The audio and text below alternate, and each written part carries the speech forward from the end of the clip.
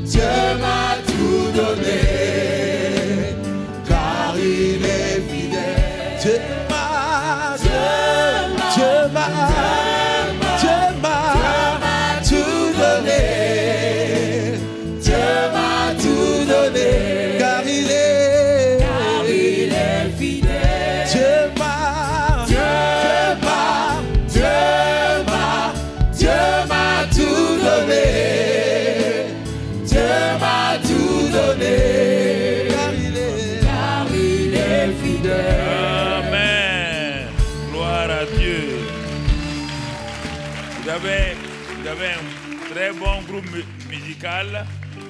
Une autre fois, on va chanter plus longtemps. Comme j'ai fait déplacer votre culte de quelques minutes, je vais simplement dire, excellent Père, merci pour ce moment de partage. Merci pour cette grâce que tu nous as donnée d'être ensemble. Merci pour ta fidélité, tes bienfaits. Merci pour le Saint-Esprit qui réside ici au milieu de nous. Que ta grâce soit avec nous, au nom de Jésus. Amen. Asseyez-vous dans sa présence. Je bénis le merveilleux pasteur et son épouse, Christian, son épouse. Acclamez.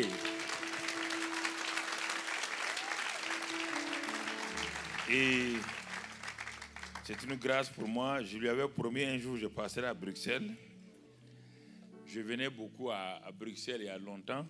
Je venais faire des conférences dans les grandes églises de Bruxelles.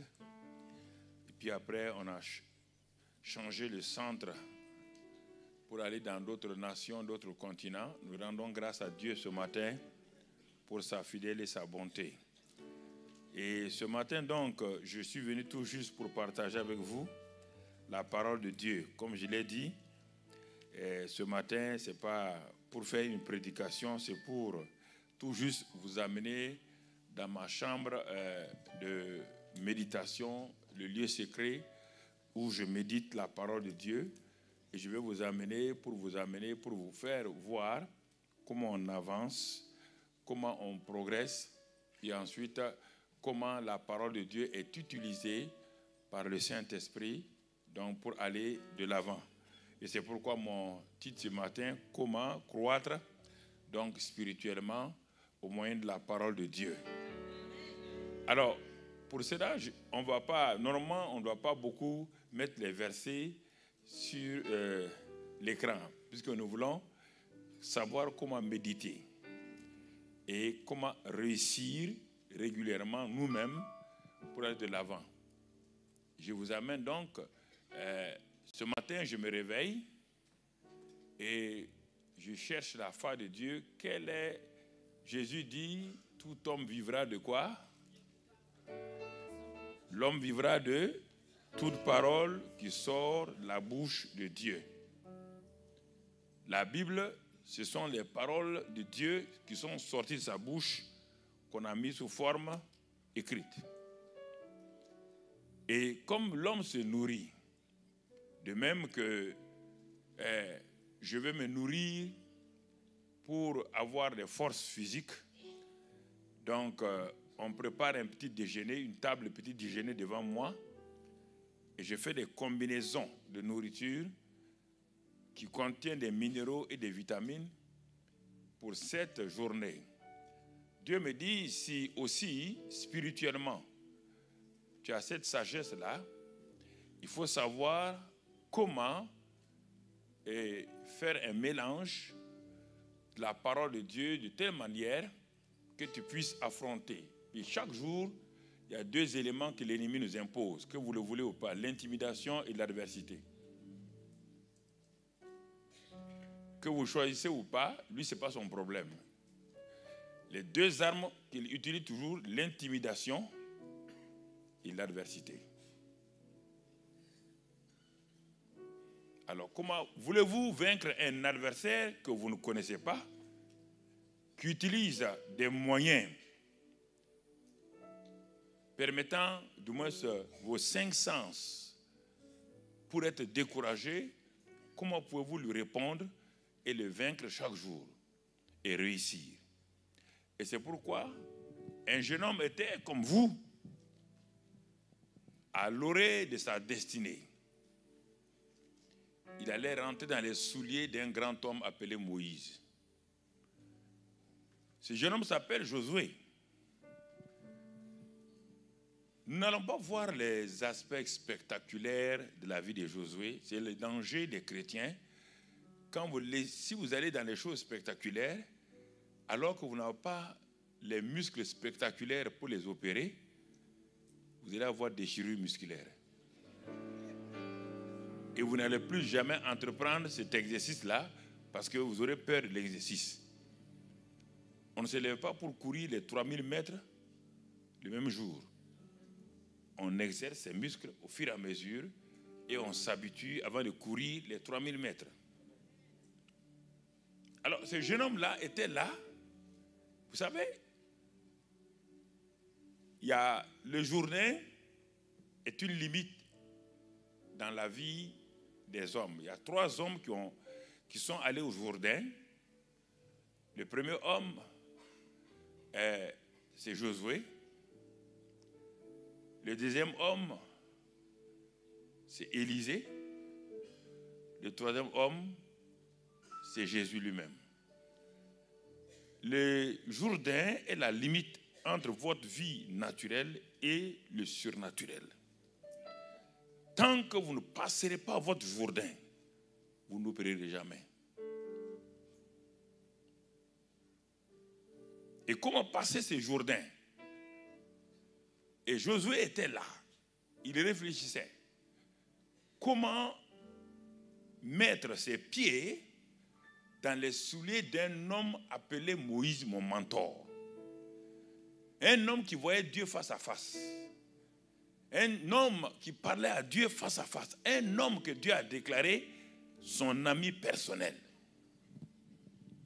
Faites attention à ces termes. Quand vous voyez un homme qui est arrivé à un niveau N plus 20, il a commencé d'abord au niveau N0.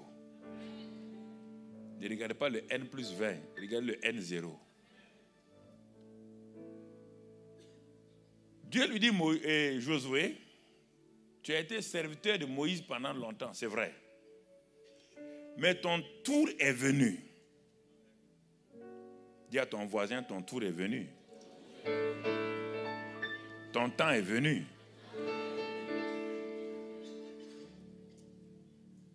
Ton tour est venu pour que toi aussi, les desseins que j'ai formés depuis l'éternité, pour toi, s'accomplissent. Mais je vais mettre entre tes mains, toi-même, je vais mettre entre tes mains les clés du succès. C'est à toi de savoir les utiliser. Et ce trousseau de clés de succès, il y a une clé importante. Si tu sais l'utiliser, les autres clés, c'est la clé d'entrée. Les autres clés ne sont pas importantes tant que tu ne vas pas pouvoir utiliser la clé d'entrée. Si vous avez devant votre maison et vous n'avez pas la clé d'entrée dans votre salon, ce n'est pas la peine d'avoir les clés des chambres et de la cuisine. Ça ne vous servira pas. Elles sont là, mais la clé principale vous manque. C'est ce que nous allons voir ce matin. Pour que nous soyons aidés nous-mêmes dans notre vie quotidienne. Alors, qu'est-ce que Dieu dit à Josué alors? Il lui dit ceci, pour ne pas trop prendre du temps et vous retenir, verset 7. Josué 1, 7. Fortifie-toi seulement et aie bon courage. En agissant fidèlement selon toute la loi que Moïse, mon serviteur, t'a prescrite, ne t'en détourne ni à droite ni à gauche afin de réussir dans tout ce que tu entreprendras. Quand vous lisez des textes, il y a des mots clés, il y a des mots qui sont puissants, il y a des mots faibles. Quel est le mot puissant ici? Quel est le mot central? Afin de réussir. Donc, je suis à la recherche du succès. Je regarde attentivement ce verset et je demande au Saint-Esprit, je suis dans ma chambre, je viens de commencer ma méditation journalière. On ne lit pas la Bible. Si on lit la Bible, c'est dangereux. On médite la Bible. Donc, au moment où je suis arrivé à cet endroit, je suis à un carrefour. Dieu me parle de succès, de réussite. Et je suis un jeune homme, par exemple, qui suis à la recherche. Je suis devenu chrétien il y a quelque temps. Je veux progresser. Je veux aller de l'avant. Le pasteur enseigne, il parle de succès et tout. Mais lui, il est à un niveau N+10. Moi, je suis au niveau 0. Alors, c'est vrai qu'il m'enseigne en public. Je dois maintenant moi-même me nourrir. Ce qui est naturel et spirituel. Les professeurs vous ont enseigné en classe, dans les amphithéâtres, mais pour réussir à l'examen, c'est votre étude personnelle qui vous a permis de réussir. C'est pareil. Il n'y a pas de la technique, il n'y a pas de la magie à l'église où le pasteur vient, il donne des choses et vous allez réussir. Non. Il vous donne des enseignements. C'est au pied du Saint-Esprit, vous-même, dans votre chambre, que Jésus a dit, quand le Saint-Esprit viendra, il vous enseignera toutes choses. Dans Jean 14, 26, il vous enseignera toutes choses. Toutes choses veut dire quoi? Mathématiques. Toutes choses veut dire quoi? Entrepreneuriat. Toutes choses veut dire quoi? Il n'a pas dit des choses spirituelles, il dit toutes choses. Dans le Saint-Esprit, il y a l'esprit de sagesse, de connaissance et de science. Et quand il est là, et quand vous ouvrez la Bible, et vous êtes donc comme devant votre Jourdain, il y a une terre promise à prendre en héritage. Dieu dit, ne regarde pas d'abord la terre promise, et regarde quelles sont les clés qui te seront utiles. La terre promise est un fait. Je vous l'ai déjà donné. Si on avait lu le verset 2, 1, 2, 3, il dit non. Je vous ai déjà donné le pays et tout lieu que foulera la plante de votre pied, je vous le donne. Donc, vous dites, d'abord, c'est un fait. Je vous l'ai déjà donné. Et maintenant, il faut la tactique. Il y a la stratégie et la tactique. Et c'est ça que Dieu va nous dire. Il dit, d'abord, toi-même, ce ne sont pas quand on arrive au Josué 5, on nous montre la technique de guerre, la tactique de guerre. On n'est pas là-bas d'abord. Avant que le commandant en chef n'aille à la guerre, il faut qu'il soit lui-même formé. Ici, on parle du caractère du commandant en chef. Prends courage, aie bon courage. Et fais quoi? Que la loi, cette loi de Moïse, cette parole, le secret de Moïse, ton mentor, n'est pas qu'il était un grand homme, non. C'est qu'il a appris à méditer dans ma présence. Il a appris à s'asseoir à mes pieds, à écouter tout ce qu'il a écrit. Ce sont des choses que je lui ai dites. Alors, mon frère, la loi que Moïse, mon serviteur, t'a prescrite, ne t'en détourne ni à droite ni à gauche, afin de réussir dans tout ce que tu entreprendras. C'est comme en mathématiques, les classes de 3e, les théorèmes. Pour que deux triangles soient semblables, c'est la même chose. Il y a un théorème. On dit pour que deux triangles soient, les triangles A, B, C, C, D, E soient semblables, il faut ça. C'est ça qu'on te dit ici. Tous les éléments sont là devant vous.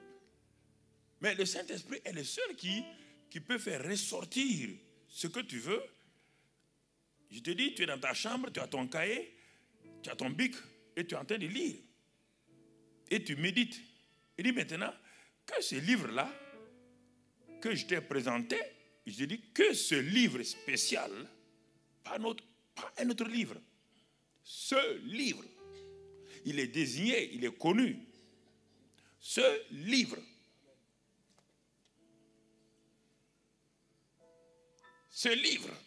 pas autre, ne s'éloigne point de ta bouche. Médite-le jour et nuit pour agir fidèlement selon tout ce qui est écrit, car c'est alors que tu auras du succès dans tes entreprises, c'est alors que tu réussiras. Tes entreprises et de façon générale, c'est alors que tu réussiras. Alors, je viens de lire ces deux passages. En ce moment, je demande au Saint-Esprit. Oh, glorieux Saint-Esprit, Seigneur Saint-Esprit, tu es en moi, tu es mon professeur. On ne prie pas le Saint-Esprit, on communie avec lui. On lui parle avec douceur, avec respect. Maître, illumine les yeux de mon cœur, car la révélation de tes paroles est claire, elle donne l'intelligence au simple. Je suis à l'orée de ma destinée. Je suis devant une grande décision. Je dois m'engager dans une relation. Je dois aller au travail. Je dois choisir entre deux boulots qu'on me présente.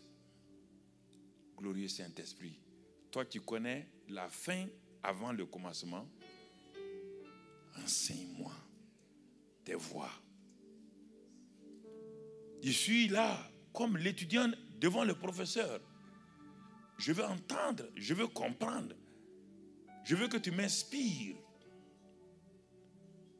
Ce que je viens de lire, c'est bien, mais c'est incomplet. En ce temps, vous êtes là, soit vous parlez en langue tout doucement, ou vous vous concentrez, et je vous assure, c'est comme ça que j'ai fait quand je me suis converti dès la première année à l'université à Toulouse. Et là, le Saint-Esprit ne faillit jamais. Il me dit, ici, il dit, va dans un autre endroit. Je vais te donner une autre étude complémentaire pour que tu comprennes. Qu'est-ce que ça veut dire méditer? Ah, je pensais, ma tête seulement. Il dit non, va plus loin. Et en ce moment, il me dit, par exemple, je donne mon cas, il me dit, va dans Proverbe 4. Je tourne Proverbe 4. Je suis un nouveau, je cherche à la page de ma Bible, Proverbe, et je vais arriver à Proverbe 4.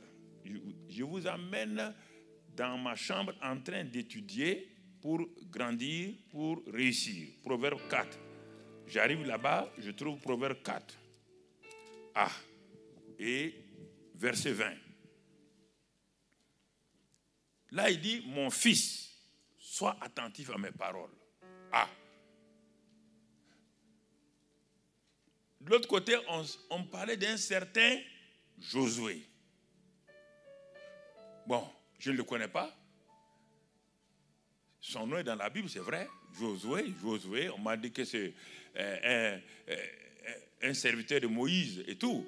Mais ici, ça devient précis là. Le Saint-Esprit dit attention, regarde bien, on ne parle pas de Josué, on dit mon fils, on parle de qui? Toi-même. Ah, prête attention maintenant. Tu es fils de Dieu? Oui. Tu es né de nouveau? Oui. Donc, je m'adresse à toi. Oublie Josué. Josué, c'était l'introduction. Mon fils. Ah. Quelque chose se passe. Il dit, sois attentif à mes paroles. Prête attention. L'attention, c'est les pensées, tout ton raisonnement. Sois attentif à mes paroles. Lesquelles? Celles que j'ai entendues par la bouche du pasteur, celles qui sont écrites ici, celles que j'ai reçues dans mon esprit, dit, sois attentif. Et deuxièmement, il dit, prête l'oreille à mes discours. Prête l'oreille à mes discours. Frères et sœurs, prête l'oreille à mes discours. Le mot important ici, c'est le mot prêter. Le mot prêter veut dire quoi? Si je prête ma voiture à quelqu'un, pendant le temps du prêt, la voiture ne m'appartient plus. C'est la personne à qui j'ai prêté la voiture qui utilise la voiture. Dieu me dit, mon fils, prête-moi tes oreilles. Tu as prêté tes oreilles à ta belle-mère. Tu as prêté tes oreilles à ton mari. Tu as prêté tes oreilles au journal télévisé. Tu as prêté tes oreilles aux journalistes. Tu as prêté tes oreilles au monde. Tu as prêté tes oreilles à tout. Maintenant, le temps est venu. Si tu veux réussir, prête-moi tes oreilles. Prête-moi tes oreilles si tu veux réussir. Cela veut dire quoi? Si je prête mes oreilles à Dieu, je ne peux plus entendre la voix de Satan. Je ne peux plus entendre la voix de mon voisin, des moqueurs. L'intimidation ne peut plus m'atteindre. Les insultes ne me feront rien. Les paroles négatives ne me feront plus rien. Parce que vous ne prêtez pas vos oreilles à Dieu, c'est pourquoi quand on vous insulte, vous êtes rejeté, blessé. Tout le temps ce mot-là. Vous n'avez jamais prêté vos oreilles à Dieu.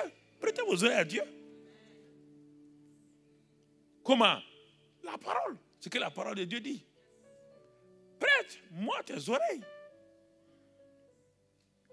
Ah, mais je suis assis dans ma chambre. Il dit, mais Seigneur, mais à qui j'ai prêté mes oreilles? Il dit, mais écoute-moi très bien.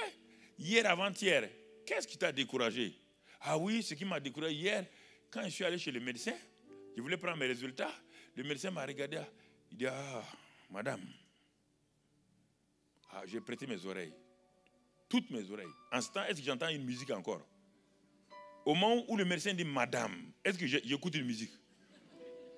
J'écoute qui maintenant? Et ce qu'il va dire va faire quoi? Va affecter tout mon corps, oui ou non? Il dit bon, si tu as vu comment le médecin a une puissance, moi aussi je suis puissant comme ça.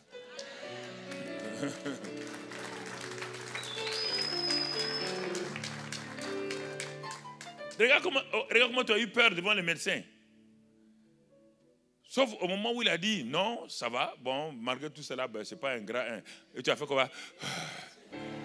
Il dit apprends aussi à faire devant moi.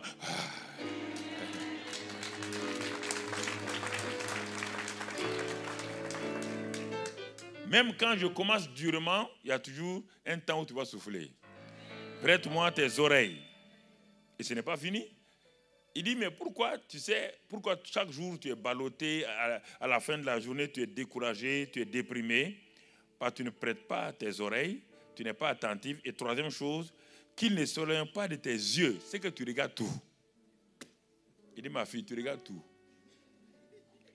Toi, tu veux tout regarder. On ne peut pas tout regarder. Quand tu te lèves, tu pars au miroir, tu regardes ton corps.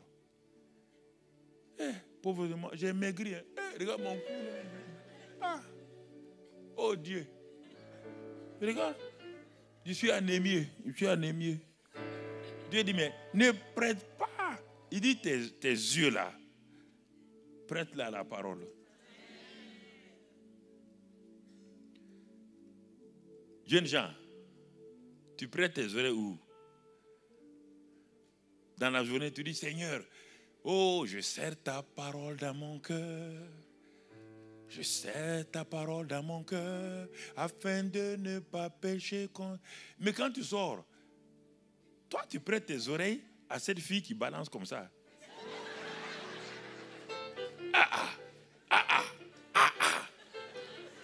Tu as chanté et tu prêtes tes oreilles.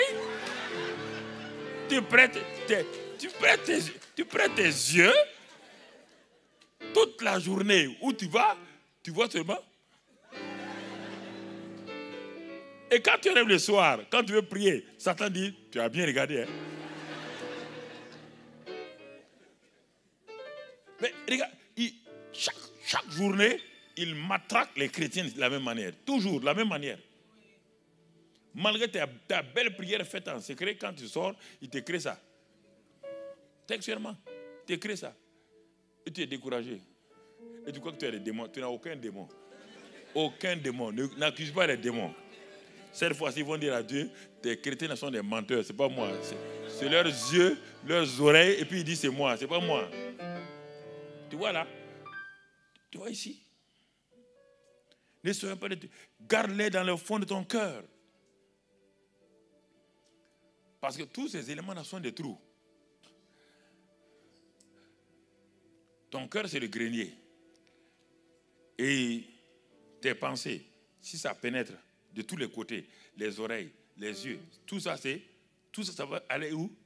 Le but final, c'est le cœur. Et quand ton cœur est rempli de ça, tu ne peux plus opérer. Par la foi vient d'où? Mais si toutes ces choses vont aller trouver la foi, elle peut démarrer?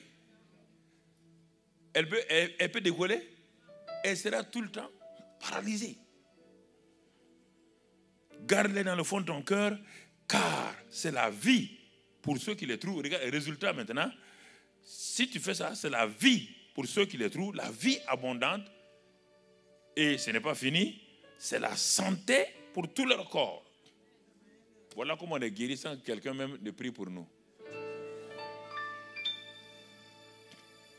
Chaque domaine, que cela soit spirituellement, physiquement, sur le plan de la prospérité, tout, si tu prends la Bible, tu auras les mêmes résultats. Il dit c'est la vie et c'est la santé pour tout leur corps. Au lieu de regarder mes symptômes, je regarde la parole de Dieu. Il a pris mes infirmités. C'est par ses meurtrissures que je suis guéri. Il a envoyé sa parole pour guérir. Il a guéri toutes mes maladies et il m'a délivré de tous mes péchés. Il est l'Éternel, il s'appelle, c'est mon médecin personnel. Alors je commence à fixer mes yeux. En ce temps-là, mon corps me fait mal. Je te parle en connaissant de quoi. J'ai expérimenté toutes ces choses-là depuis que je me suis converti. J'avais des hémorroïdes sanguinolentes. Des hémorroïdes, quand je m'assois, là au niveau des toilettes, quand je me lève, il y a le sang. J'ai dit, ce n'est pas un problème. Dieu a dit, par les meurtrissures de Jésus-Christ, on est guéri. J'ai demandé à un jeune couple, venez ici, ils sont venus. Il dit, bon, je m'assois, posez les mains sur moi. Il dit, ils imposeront les mains aux malades et les malades seront... Alors, il dit, ils vont mourir. Ils seront quoi? Par l'imposition des mains aux malades, le malade est quoi? Alors, mais pourquoi on t'impose les mains 10 fois, tu n'es pas guéri? Mais on te dit, ils ont imposé les mains. Un jeune couple. Ils étaient étonnés. Ils disent, non, moi, je m'assois, imposez-moi. Ils m'ont imposé les mains. Ça a pris 30 jours. Quand je m'envoie aux toilettes, Satan dit, regarde. Au lieu de regarder la parole de Dieu, puisque la parole de Dieu dit, ils imposeront les mains aux malades, les malades seront guéris. Mais comme j'étais un apprenti, Satan me dit, ne regarde pas la parole, regarde la réalité de ce qui est dans les toilettes. Quand même, tu as des bons yeux, non? Qu'est-ce qu'il y a là? Il dit, c'est du sang. Il dit, bon, ok, voilà. Tu es guéri où? Au début, je titubais, je dis, mais c'est vrai, mais ils ont imposé les mains sur moi. Je suis guéri. Mais mes sentiments, mes 5 sens me disaient, tu n'es pas guéri. Jusqu'à ce que je découvre ça. Quand j'ai découvert, Dieu dit, fixe, qu'il ne s'éloigne pas de tes yeux. Donc, quand je me levais, je suis allé en mission au Niger. Et le dimanche matin, je suis allé au culte dans une église, à l'époque. Quand j'ai quitté l'église, je suis venu m'enfermer dans ma chambre d'hôtel, commencer à rendre grâce à Dieu. J'ai acheté du pain et du jus de raisin. Je suis venu m'enfermer, prier toute la journée et vers le soir, vers 18h, j'ai arrêté mon jeûne. J'ai pris la Sainte Seine moi-même dans ma chambre, pris le pain, j'ai pris la coupe et j'ai proclamé. J'ai proclamé l'œuvre achevée de Christ à la croix du Calvaire. J'ai proclamé que ce qu'il a fait est parfait. J'ai proclamé que je suis guéri. Et je suis sorti, j'ai fait quelque part dans les rues de Niamey, j'ai fait le tour et puis j'ai pris le lendemain l'avion pour retourner à Ouaga. Quand je suis arrivé 3 jours après, je partais aux toilettes, je me rappelle même plus, il n'y a plus de douleur, il n'y a plus rien. Il dit, mais tiens, c'était quoi? Les hémorroïdes étaient totalement partis.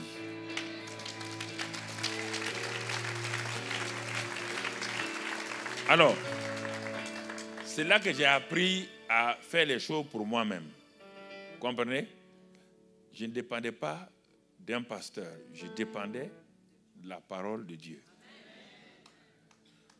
Le pasteur m'enseignait. Il me dit, c'est comme à l'école, on nous donne des exercices à faire à la maison, non? C'est ça. Le pasteur enseigne et puis te donne l'exercice de faire à la maison. Je m'avais fait l'exercice à la maison.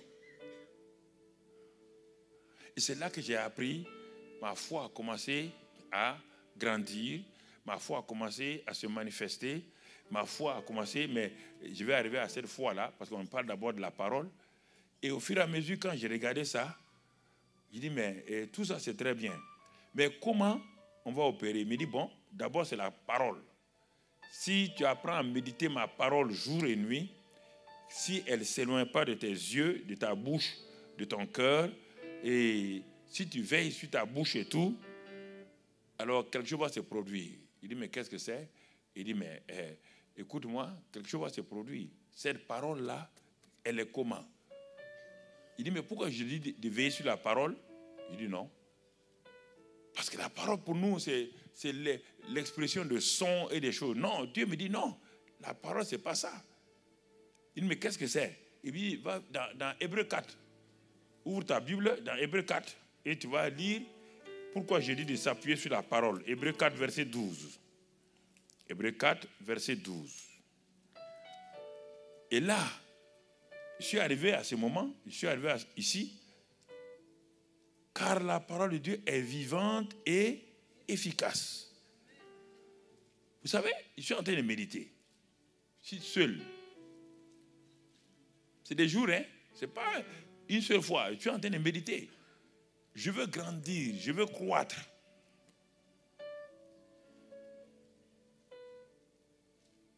La parole de Dieu est vivante, efficace.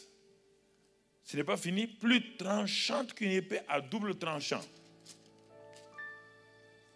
Pénétrante, jusqu'à séparer âme et esprit. J'ai dit, ah bon? La parole de Dieu, mon âme qui est remplie d'émotions négatives, mon âme, parce que quand je me suis converti, mon esprit est régénéré. Mais mon esprit reste faible parce que pendant les 24 ans où je n'étais pas converti, c'est mon âme qui me conduisait. Alors que mon âme recevait des choses terribles. C'est pourquoi c'est mon âme qui est abattue. Ce n'est pas mon esprit. Mon âme est abattue. Mon âme est découragée. Mon âme reçoit le rejet et tout. C'est avec ça que j'ai marché et que tu as marché avant ta conversion, ta nouvelle naissance. Maintenant, tu es né de nouveau, tu n'es qu'un bébé spirituel. Il y a un combat entre ton âme et ton esprit. Ton esprit prend la relève, mais l'âme dit non, c'est moi qui ai appris à te conduire. Donc tu dois réagir selon moi et non pas selon l'esprit. Mais qu'est-ce qui va faire que je serai quelqu'un de vainqueur? La parole. Au fur et à mesure que je vais accepter la parole, la méditer, la confesser, la parole comme une épée va commencer à faire quoi? Une opération. Elle va commencer à séparer mon âme de mon esprit pour que je ne sois pas esclave de mon âme. Mon esprit va commencer à grandir car la parole est la nourriture de mon esprit. Au fur et à mesure que je confesse la parole, je la proclame, je la pratique, mon homme intérieur commence à grandir. On ne naît pas champion, on devient.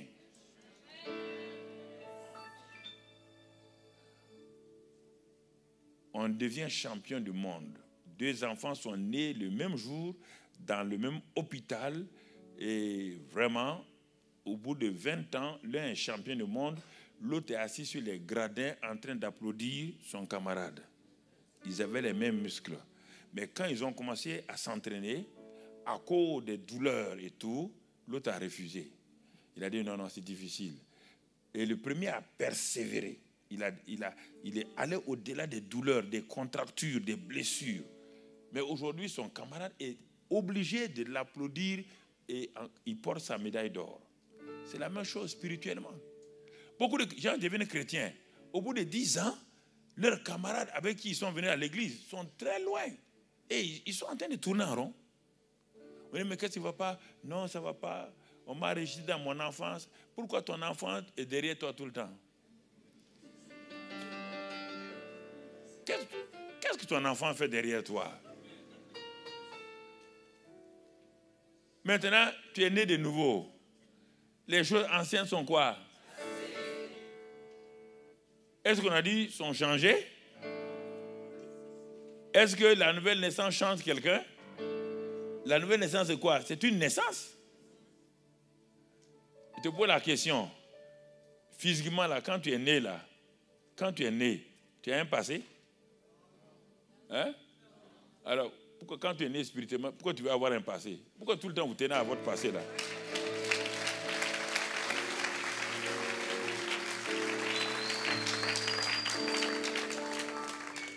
Écoute-moi. Tu étais 9 mois dans le ventre de ta mère. Ça, c'est le ventre de ta... Oui ou non? Donc, ce que ta mère subissait, ça faisait des effets sur toi, oui ou non? Mais maintenant, tu es sorti là.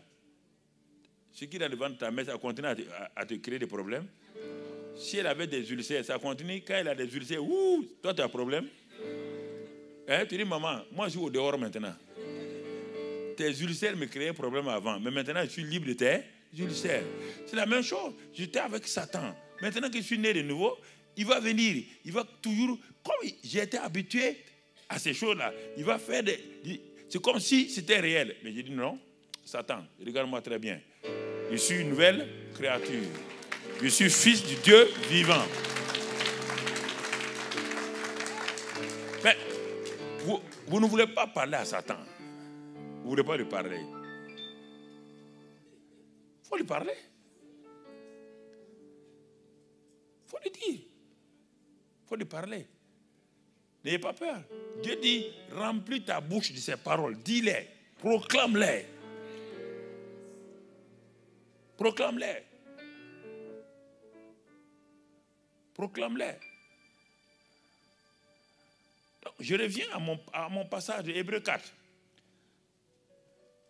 Et elle sépare jointure et moelle et juge les sentiments et les pensées du cœur. C'est pour chaque fois que tu as de mauvaises pensées, qui te juge? La parole te juge, oui ou non? Quand tu juges quelqu'un, ou bien tu parles mal de quelqu'un, tout de suite tu es triste, non? Qui fait ça? C'est la parole que le Saint-Esprit utilise pour te dire ce que tu as fait n'est pas bien. Tu es mal à l'aise. Alors, si tu sais ça, et ce n'est pas fini, il dit, nulle créature, c'est toujours la même parole, hein, ne regarde pas parce que maintenant c'est féminin ou masculin, c'est la même parole. Quelqu'un va dire, ah, peut-être la parole maintenant c'est non, c'est la même parole. Nulle créature n'est cachée devant lui, mais tout est à nu et à découvert aux yeux de celui à qui nous devons nous rendre compte. Le lui ici, c'est Jésus, il est toujours la parole, oui ou non? Alors, donc, à un moment, on dit la parole. Comme c'est le français, on a des problèmes. Il faut qu'on mette tout le temps nos féminins et nos singuliers. Et nos féminins et nos masculins. Dans le grec et dans le chose, il n'y a pas ni masculin ni féminin. Notre conjugaison nous crée des problèmes. Notre conjugaison nous crée des problèmes. Notre conjugaison dit le verbe aimer, nous on l'utilise pour tout.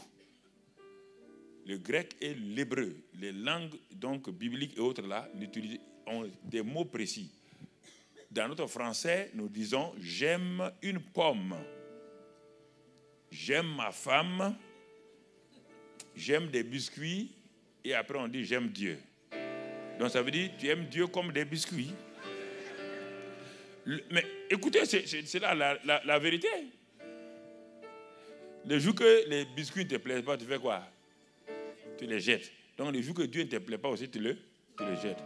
Alors que ici, dans l'hébreu et dans le grec, non, on ne peut pas utiliser les mêmes mots. On ne peut pas utiliser les mêmes mots. J'aime Dieu comme j'aime des mangues. Non.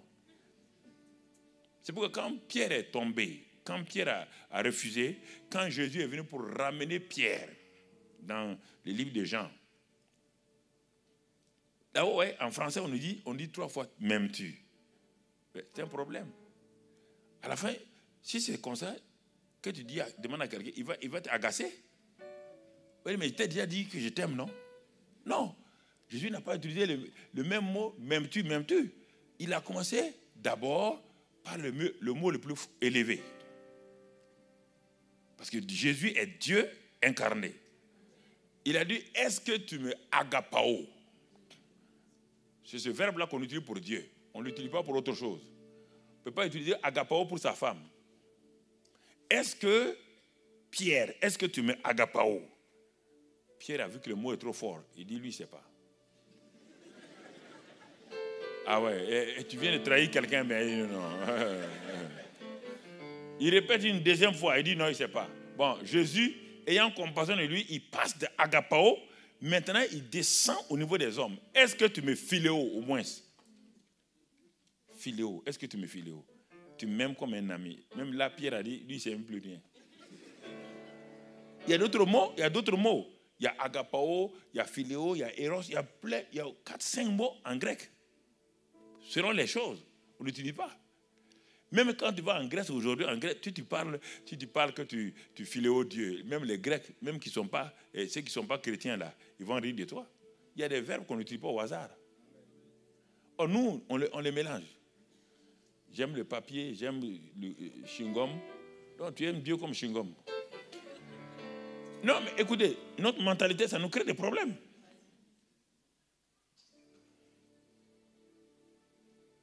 Donc, vous voyez là, la parole.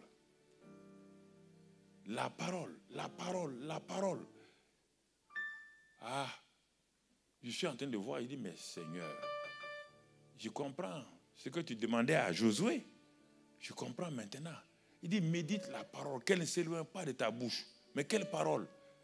Parce que si tu reconnais la parole, elle est vivante, elle est efficace, elle est puissante, elle est tranchante, elle est pénétrante, elle sépare. Ah, mais Seigneur, ça c'est extraordinaire. Il dit, mais si tu veux comprendre, va dans Éphésiens 6. Tu vas trouver, on ne va pas les lire. Tu vas trouver là-bas que la parole est l'épée de qui? Du Saint-Esprit. Ah, le Saint-Esprit qui habite en moi, oui, sans lui, sans la parole, le Saint-Esprit ne fait rien.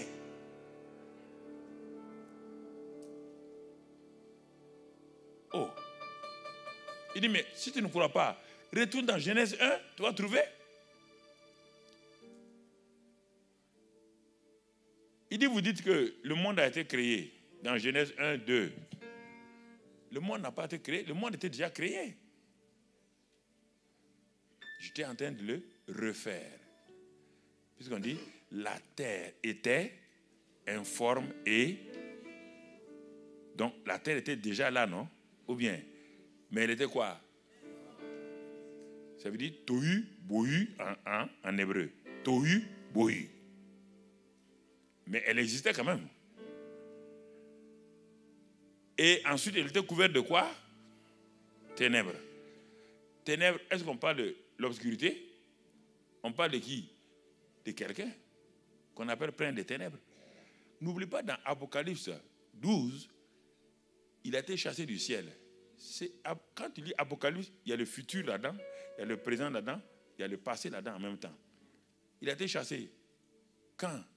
Retourne à Ésaïe 14 et Ézéchiel 28, tu vas trouver quand est-ce qu'il a été chassé. Et tu vas trouver le mot Éden. Ce mot Éden. L'Éden d'Adam est différent de l'Éden de Lucifer. Dieu avait fait un Éden pour Lucifer.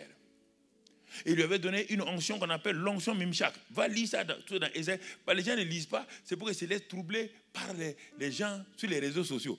Parce que comme vous ne connaissez pas la Bible, si on dit quelque chose et on dit vous êtes troublé, vous ne connaissez pas la Bible. Que telle personne a dit ça, telle personne a dit ça. Parce que si tu connaissais la Bible, on ne peut pas te tromper. Satan, Lucifer a créé Satan. Dieu a créé qui? Lucifer. Lucifer a fabriqué Satan. Ça veut dire quoi? Lucifer s'est métamorphosé par ses différentes désobéissances. À la fin, on l'a appelé qui maintenant? Satan. Dieu n'a pas créé Satan. ne faut jamais te faire dire ça. Dieu n'a jamais créé Satan. Dieu a créé Lucifer. Note ça pour aller lire Ésaïe 14 et Ézéchiel 28. Lis tous ces deux passages-là. Et là-bas, il était dans le jardin, il était dans Éden. Mais maintenant, quand il a désobéi, il est dit qu'il a été chassé. Dans Apocalypse 12, nous montre quand il a été chassé. On dit malheur à la terre. Ce n'est pas maintenant. Il est venu prendre en otage ce que Dieu avait créé. Ce n'était pas l'homme qui était là. C'est l'homme qui a été créé tout dernièrement dans les 6000 ans. Pas la terre. Puisque la terre était couverte. Mais il faut... Bon, peut-être il vaut mieux que tu lises. J'ai fait une parenthèse. Sinon, bon, tu es en train de réfléchir et tu auras des mots de tête inutilement. Il faut lire. La terre était informe et vide. Il y avait des ténèbres à la surface de l'abîme. Il y avait des ténèbres et l'Esprit de Dieu se mouvait au-dessus des eaux. Est-ce que Dieu est ténèbre? Alors d'où viennent les ténèbres là? Et il n'y a pas eu d'abord la lumière. Donc de quoi on parle? Quand Dieu dit que la lumière soit là, de quoi il parle? Quand Dieu a dit que la lumière soit, le premier jour là, il y a eu le soleil. Voilà. Quand tu ne lis pas ta Bible, c'est pourquoi. Le soleil, la lune, les étoiles ont apparu quel même jour? Ah oui, les Seigneurs montrent que vous ne lisez pas votre Bible. Le soleil, la lune et les étoiles ont apparu le 4e jour. Alors, d'où vient cette lumière-là alors? Dieu est. Il y avait quelqu'un d'autre avec sa nature qu'on appelle ténèbres, oui ou non? Pour repousser ces ténèbres-là, on ne parle pas de nuit. Est-ce qu'on t'a parlé de nuit? Après, le mot nuit va apparaître plus tard. Il y avait des ténèbres. Les ténèbres qui sont là. Les ténèbres, il est dit, et Dieu dit que la lumière soit. Dieu va enlever la lumière d'où? Dieu est. Il est le Père des. Quand il a dit que la lumière soit, la lumière est venue d'où? De lui-même. Et quand la lumière est venue, elle va faire quoi? Elle va contrôler les ténèbres. Et quand elle a contrôlé les ténèbres, il y a eu quoi? Il dit, Dieu vit que la lumière était bonne et Dieu séparait la lumière d'avec les ténèbres. Et en ce moment-là, il y a eu le premier jour. Et le jour ne commence pas le matin dans la Bible, le jour commence le soir. Lis la Bible. L'heure des hommes, notre jour commence à 6 heures du matin. Chez Dieu, le jour commence à 6 heures du soir. Dieu commence par la nuit pour arriver au matin.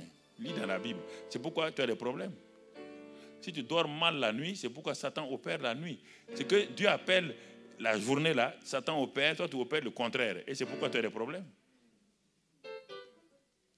Tu n'apprends pas à maîtriser. Il faut connaître les termes bibliques. Il faut étudier la Bible. Il faut l'étudier, il faut l'ouvrir. Mais comme tu ne la lis pas, tu lis la Bible à travers les réseaux sociaux.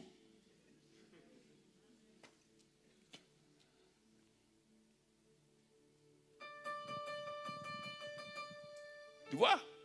Et ça crée des problèmes aux gens.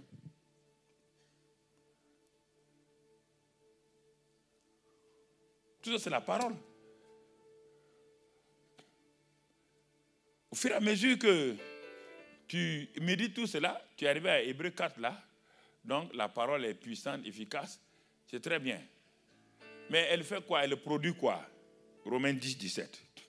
Cette parole puissante, efficace, tranchante et tout, elle produit. Elle produit quelque chose. Romains 10, 17. Romains 10, 17.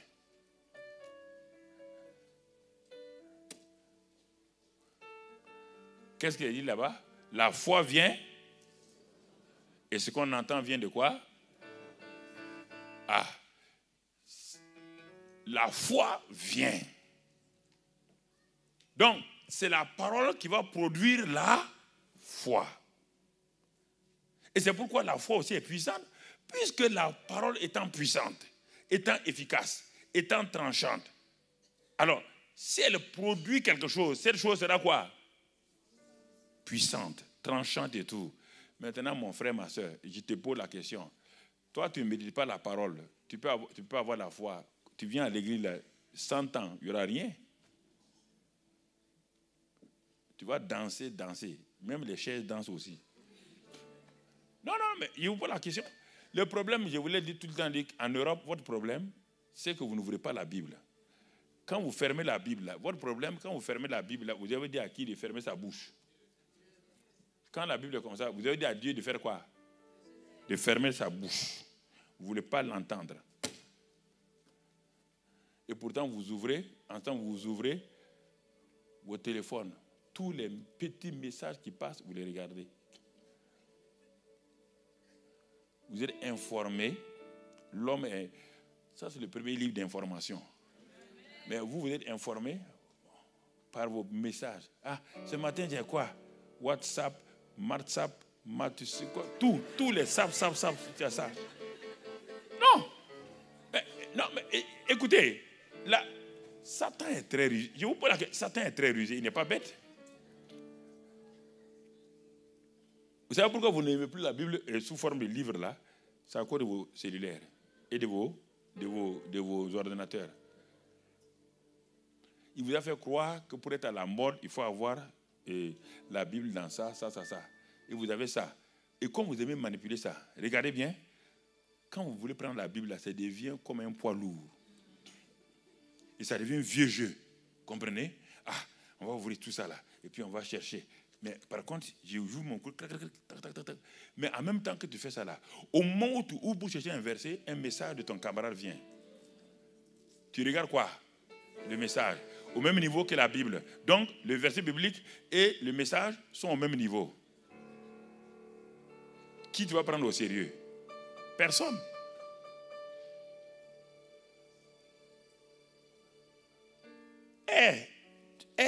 Ton cellulaire, mais dans ta maison. Branche-toi, laisse le cellulaire de côté dans ta maison. Prends la Bible dans ta maison, assois-toi.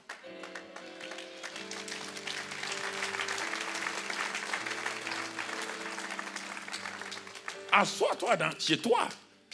Quand tu viens ici, bon, tu peux l'amener si tu veux. Mais dans ta maison, ouvre la Bible, médite.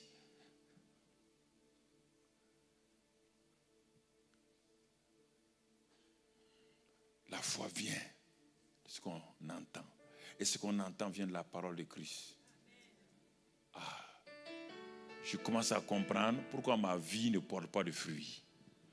Je commence à comprendre. 2 éléments qui m'ont manqué, la parole et la foi. Comment je vais vivre? Comment je vais vaincre? Pour la question.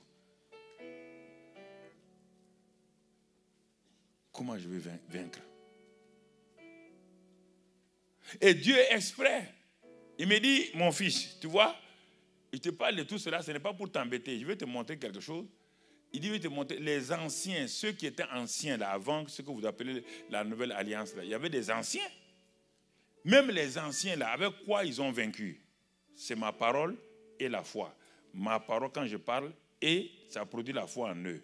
Alors si toi tu veux réussir, tu ne veux pas écouter ma parole, tu ne veux pas la pratiquer pour que tu donnes la foi, comment tu vas réussir? Ta vie chrétienne là, tu es devenu chrétien pourquoi? Il dit, regarde, il m'amène là-bas. Je t'amène là-bas. Il m'amène. Et il me dit, va dans Hébreux 11. J'ouvre Hébreux 11. Il dit, va lire. C'est la foi des anciens. Et tu vas voir comment ils ont opéré. Tu vas voir comment ils ont opéré. J'ouvre dans Hébreux 11. Et le verset 1 me situe déjà la définition de la foi. Il dit, or la foi est une ferme assurance des choses qu'on espère, une démonstration de celles qu'on ne voit pas. Donc il y a beaucoup de choses que j'espère. Et je vais démontrer. Mais Dieu dit, tu vas démontrer comment? C'est par la parole qu'on démontre. Tu vas démontrer comment, mon enfant? On te dit, quand il y a la foi, elle vient de quoi? De la parole. Et quand elle est là, elle fait quoi d'abord? Elle donne une ferme assurance. Quand tu n'as pas une ferme assurance, comment tu peux démontrer?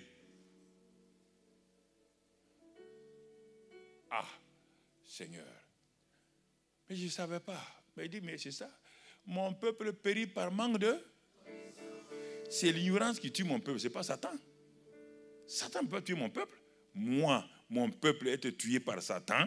Il dit les sorciers. Il dit mon peuple, si mon peuple à moi. Il dit, dans quelle Bible tu as déjà vu un sorcier tuer quelqu'un? Racontez-moi vos faux réseaux sociaux là. Quand, je sais pas moi, l'autre Philippe est rentré en Samarie. Il y avait le plus grand sorcier de l'époque qu'on appelle la grande puissance.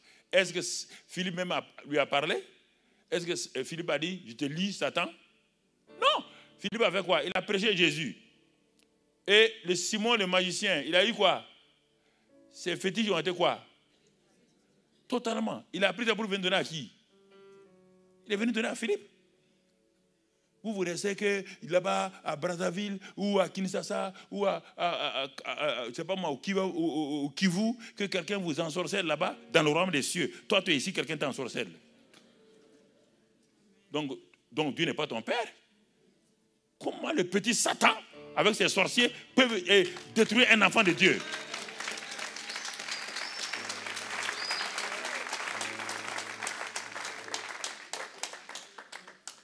Paul et Barnabas ont trouvé un homme, un officier à qui ils voulaient parler. Il y avait un sorcier là-bas appelé du nom de Bar Jésus. Il a osé aller prendre Jésus pour un bar. Paul dit, mais ça, c'est une insulte ça. Tu t'appelles quoi? Bar Jésus. Bar Jésus. Un bar Jésus. Il dit, ok, tu vas voir aujourd'hui. Il dit, que tes yeux soient fermés. Ses yeux ont été quoi?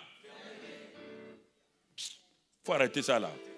Amenez vos traditions du village là dans le christianisme.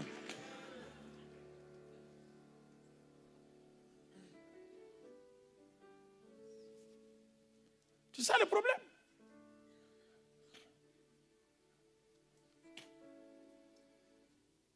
Du coup, j'ai dit, amenez-moi le plus grand sorcier. Il n'a qu'à venir me saluer.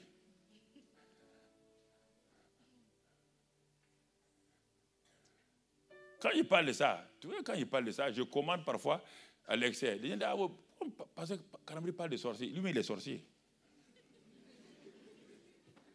C'est ça. Et toi, tu ne lis même pas la Bible, tu crois à ça. Regarde-moi là. Un homme rempli de la parole du Saint-Esprit.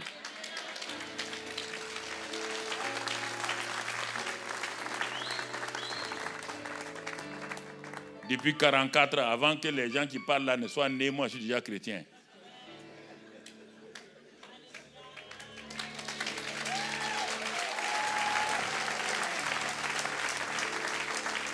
Non, écoutez, Satan, écoutez, le meilleur moyen pour vous décourager, ça vient de votre propre milieu, oui ou non?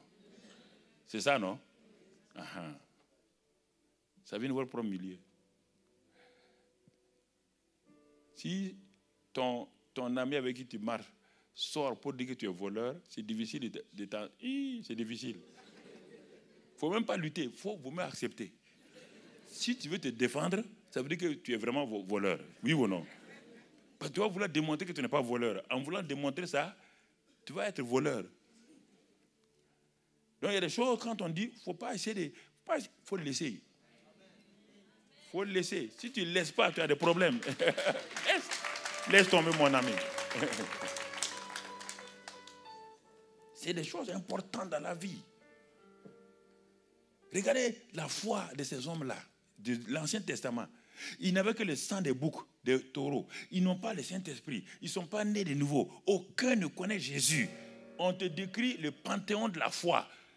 Dieu est parti prendre tout un grand mur. Il a commencé à mettre leurs photos. Les héros de la foi. Desquels l'ancien système, l'ancien régime. Quand tu vas là, à la mairie, tu vois les photos des anciens maires, non?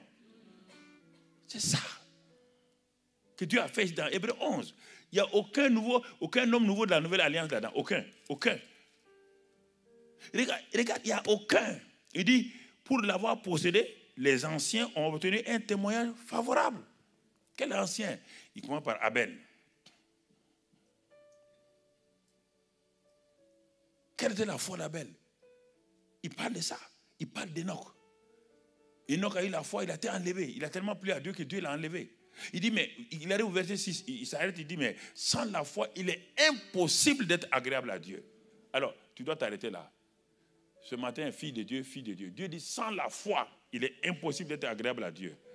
Mais si la foi était loin, est-ce que Dieu va te demander à toi et à moi d'avoir quelque chose qu'on ne peut pas avoir? Et Romains 12, verset 3 dit que le même niveau de foi a été donné à chacun. Quand tu es né de nouveau, tu as ça. Et quand tu utilises la parole de Dieu, cette foi-là grandit. Mais maintenant, tu ne veux pas la mettre en pratique. Tu veux vivre de la foi. C'est la seule chose, on ne peut pas vivre de la foi de quelqu'un. Tu ne peux pas vivre de la foi de quelqu'un. Tu as ta propre foi pour vivre. C'est pourquoi Dieu t'a donné 2 pieds. Tu peux t'asseoir, croiser tes pieds, dire, bon, prête-moi tes pieds, je vais marcher. Il ne peut pas. Tu as 2 pieds, tu te lèves, on marche. On marche côte à côte, tout, mais tu as 2 pieds. Utilise-les. Tu as la foi, utilise. Pas vous fatiguer. Pasteur, ma foi n'est pas grande. On n'a pas besoin d'une grande foi. On dit une foi comme un grain de moutarde, ça suffit.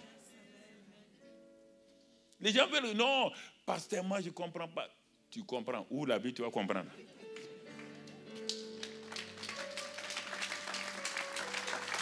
Chacun de nous est parti comme ça. Toi-même, peut-être, tu vaut mieux, tu étais dans une famille chrétienne. Moi, j'étais fils de musulmans, Oualigou. On ne parle pas de chrétiens chez nous. Tout était musulman, tout le monde. Tout le monde était musulman, même les chaises.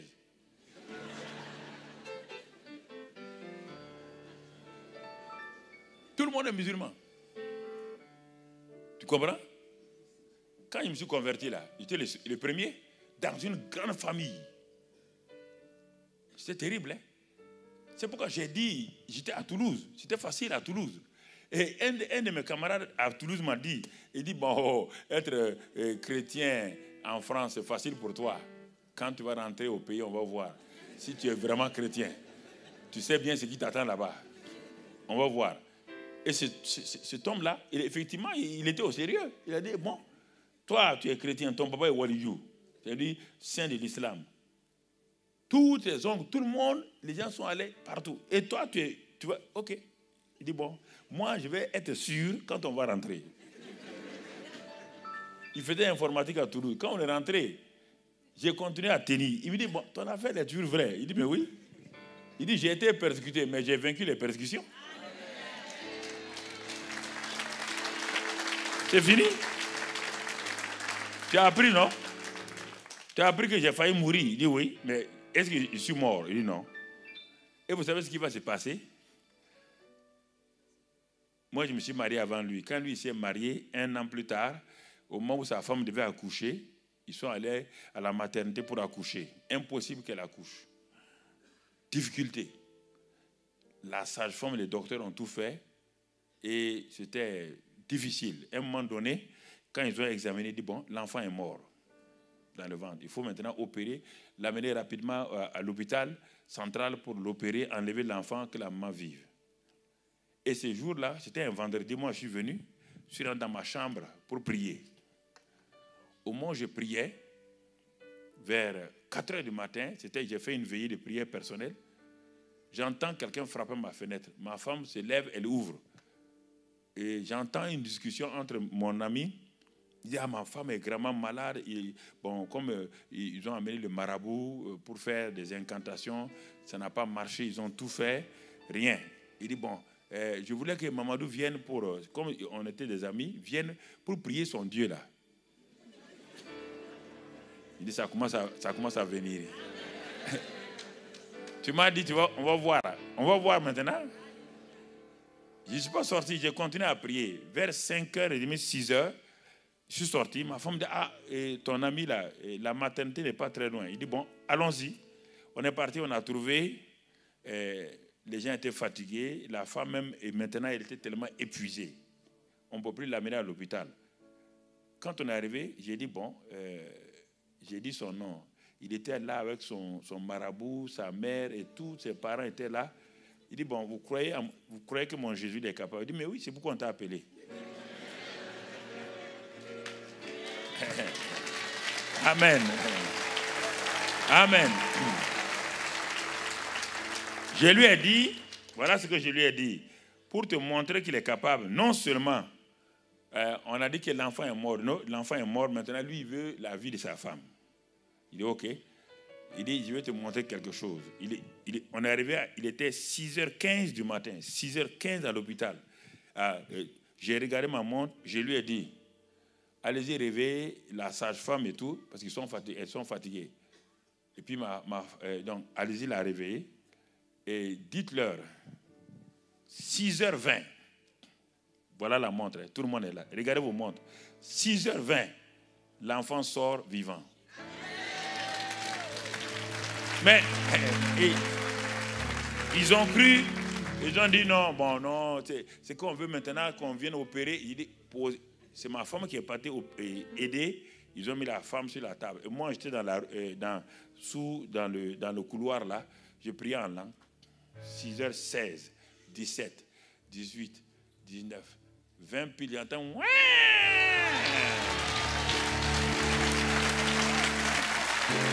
Alléluia! Gloire à Dieu! Gloire à Dieu! Mon frère, c'est le premier ressuscité que j'ai vu. Depuis ce temps-là, j'ai vu plusieurs ressuscités avec des preuves scientifiques à l'hôpital et partout. C'est dû à quoi? Simplement, je me suis attaché à la parole. Je sais que je n'ai rien d'autre si ce n'est que la parole. Je ne peux rien faire. C'est vrai que j'avais les dons spirituels. Mais au début, je m'appuyais sur les dons spirituels. Dieu m'a dit, les dons spirituels, ça ne fonctionne pas tous les jours. Mais la parole fonctionne. Les dons spirituels, Dieu les manifeste comme il le veut, 1 Corinthiens 12. Il les manifeste comme il le veut pour l'utilité commune. Bon, au cas, si tu veux attendre un don spirituel, si ce n'est pas urgent, utilise la parole de foi. C'est fini. Donc, on a deux choses, la parole de foi et les dons spirituels. Quand j'étais converti, j'étais rempli du Saint-Esprit à Toulouse, c'était les dons spirituels. J'étais jeune étudiant, c'était les dons spirituels. La parole de connaissance en particulier. Je vous voyais au restaurant, au campus, je dis, mais vous avez tel problème. Sans savoir pourquoi. La personne se mettait à pleurer. Je la suis dans sa chambre, je dis, mais comment tu as su? Il dit, ah, moi, mais je ne savais pas, c'est le pasteur qui m'a dit, mais tu as la parole de connaissance. Il dit, parole de connaissance. Je n'avais pas lu toute la Bible, j'étais en train de lire la Bible, j'étais arrivé tout juste au milieu de la Bible. Quand les dons spirituels ont commencé dans ma vie. Mais quand je me suis attaché à la parole, j'ai vu plus d'efficacité. J'ai vu plus de résultats permanents. J'ai vu la réalité, la gloire de Dieu. Donc vous voyez, dans ce passage de Hébreux 11 là, on te dit chacun a marché par la parole de la foi. Au temps de Noé, les gens étaient méchants. Noé était le seul juste. Dieu vient lui dire de faire une arche par laquelle il va sauver sa famille. Une parole de foi. Mais tant que Noé ne va pas méditer la parole, s'il regarde ses concitoyens, s'il regarde ses contemporains, s'il les écoute, il ne va jamais construire. Papa Noé, que fais-tu? Je construis une arche. Qu'est-ce qu'une arche? Ah, c'est un instrument pour faire quoi? Pour sauver ma famille. Sauver ta famille de quoi? C'est ça. Mais au début, quand Noé faisait ça, tout le monde venait voir Papa Noé à une révélation. Nouvelle révélation. Le salut par l'arche. Mais quand les gens ont fait, ça a duré plus de 50 ans. Quand ça a duré, les gens ont dit, Papa Noé, ton affaire là, ça dure. Et souvent les chrétiens sont pressés. C'est ça qui... Attention, on n'est pas... C'est pas encore une minute. Hein. Depuis qu'on est rentré dans cette phase, d'abord des cocons de minutes, ça a commencé par là. Les cocons de minutes ont commencé quand j'étais à l'université. Les supermarchés ont commencé quand j'étais à l'université. Les mammouths, les géants, c'est tout ça, ça a commencé quand j'étais en France. Ici, il n'y avait pas ça. Ça a commencé devant nous. Toutes ces choses-là.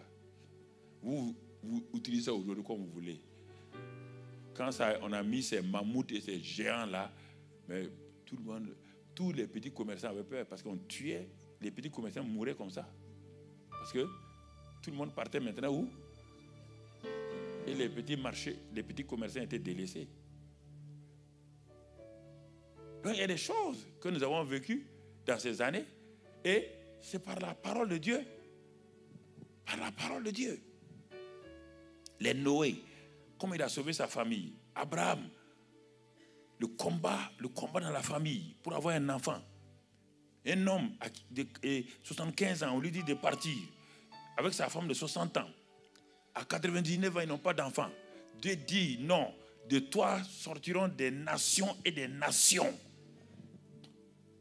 Je vous pose la question. Le monsieur n'a pas de Bible. Il n'a pas de Bible. La loi de Moïse n'était pas venue. Il n'y a pas de Bible, il n'y a pas de pasteur. Il n'a pas le Saint-Esprit. Seule la voix audible de Dieu. Réfléchissez.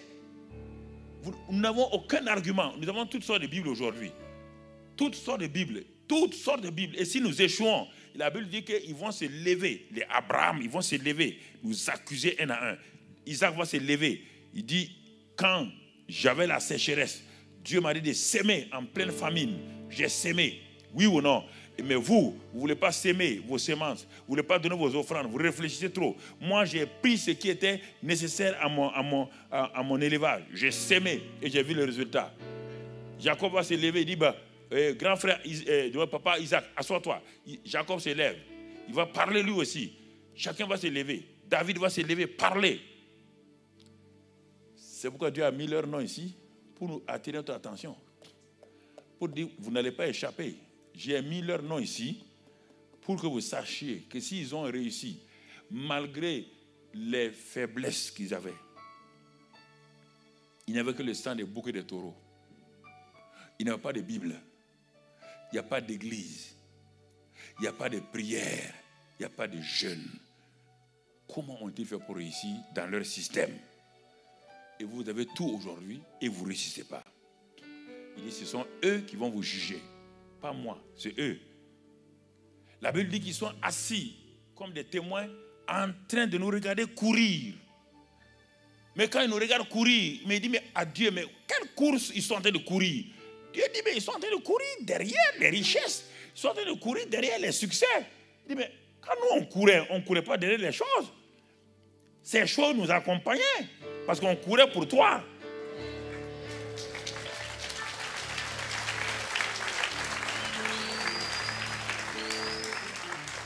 Tu ne m'as pas dit, Abraham dit, tu ne m'as pas dit de courir pour que je sois riche. Non.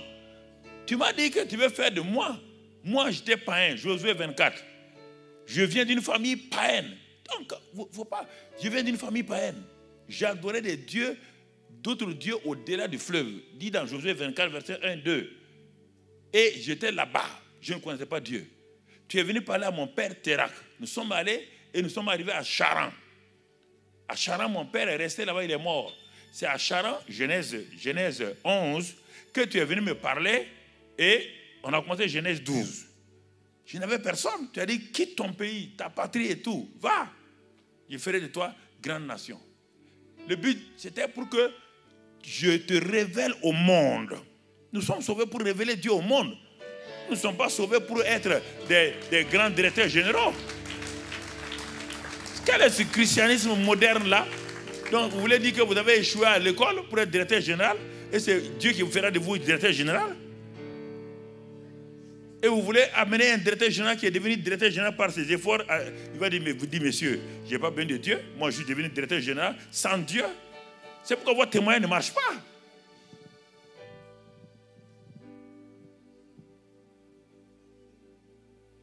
Les riches de ce monde-là, ils sont plus riches que vous. Dieu vous a sauvé pour montrer au monde. Mais je te dis la vérité. J'ai vécu la même chose. Né dans une famille très, très, très pauvre. Mais quand j'ai été converti, je suis venu en France pour étudier, pour être banquier. Mais quand Dieu m'a saisi, il dit, non, pas de banque ici. Tu vas me servir. Mais je n'étais pas content. Mais c'est le patron, il m'a saisi. Mais écoute-moi, il m'a saisi. J'ai commencé à marcher avec lui. Il a commencé à me révéler des dons spirituels, tout doucement. J'ai commencé à réussir à tous mes diplômes. Au moment où j'étais arrivé au doctorat d'État, j'ai fait la licence en économétrie, ensuite les autres diplômes d'ES et autres, commerce international, finance et tout. Et j'ai arrivé au doctorat d'État. En ce moment, le Seigneur m'a dit, il faut que tu retournes. J'ai un travail pour toi. Il dit, mais tu vas travailler au niveau de l'État pendant des années. Après, je te dirai quand est-ce qu'il faut partir. Je vais te montrer quelque chose. Pour que jamais tu ne sois tenté de chercher de l'argent ni la gloire par toi-même. Je vais te montrer quelque chose, tu vas comprendre. Je quitte la France le 1er août 1975. Je descends chez moi le 3 août 1975. Le ministre du Commerce m'appelle. On me nomme directeur de service. Alors que je n'ai même pas fait 1 an de stage. Premier signe, Dieu me dit, si c'est lui, il va me montrer. Et il a commencé à me faire monter de grade. En 5 ans, j'étais déjà au plafond. J'avais gravi. On m'a donné une grande entreprise de 800 personnes. Ensuite, directeur général de la plus grosse société commerciale du pays. Je brassais des milliards. Ensuite, vice-président de la Chambre de commerce, vice-président du Conseil économique et social, président de la compagnie aérienne. Donc, j'étais avec, si vous voyez mes photos, avec le président Feu Houphouët-Boigny, Feu Senghor, tous ces présidents-là. Tous ces hommes d'État. J'étais jeune. 28, 29, 30. Président Achampon du Ghana. Tous ces gens. Dieu m'a dit non. Je ne t'ai pas appelé. C'est pour te montrer. Et quand je témoignais à Abidjan, à l'Hôtel Ivoire, ou bien à Accra, je témoignais à Libreville. Je témoignais dans tous ces pays-là. Les gens se disaient, mais comment un homme avec des diplômes, avec tout cet argent, ces pouvoirs-là, parle de Dieu. Dieu dit, c'est pour ça que je t'ai suscité.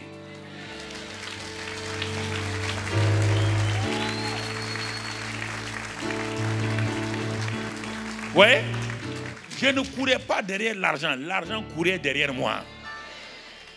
C'est pourquoi aujourd'hui, je ne prie pas pour de l'argent. Demande partout. C'est qu'on a investi au Burkina. C'est des milliards. Ça ne vient pas de France ni d'ailleurs. Dieu m'a dit, je suis le Dieu de l'or et de l'argent. Je ne suis pas un Dieu régional ni continental. Je suis Dieu de l'univers. Si un seul homme me suit, je le fais. On vient de terminer notre dernier complet. On a fait la première tour de prière du monde francophone. Il y a 15 ans de cela. Maintenant, on vient de finir le nouveau complexe de centre d'adoration et de louange.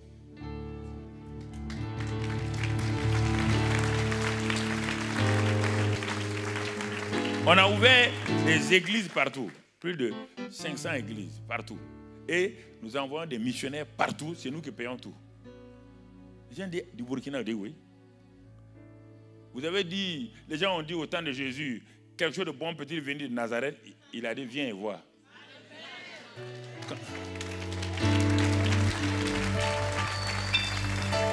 Mais oui ou non?